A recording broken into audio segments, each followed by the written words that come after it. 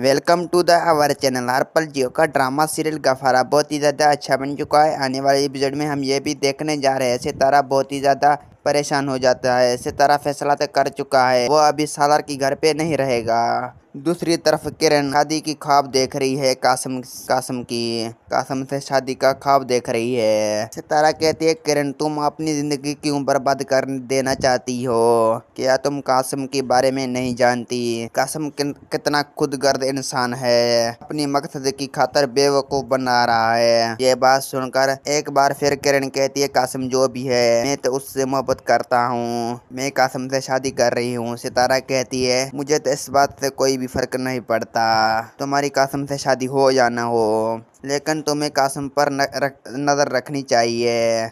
मुझे नहीं लगता निमी भी ये कभी भी शादी होने देंगी। निमी और कासम को मैं आज एक साथ देखा था। ये बात सुनकर किरण सितारा से कहती है, तुम किस बात का मुझे बदला ले रही हो? तुम झूठ बोल रही हो, ऐसा नहीं हो सकता। वो कभी भी मेरे साथ ऐसा नहीं हो कर सकता। मैं तुम्हें बता दूं, इतना सब कुछ होने के बावजूद कासम निमी से नफरत करता है। कासम निमी से नफरत करता है। और तो मेरा वीडियो आप लोग की अच्छी लगी तो वीडियो की लाइक और चैनल को सब्सक्राइब लामी करना। खुदा हाफिज़।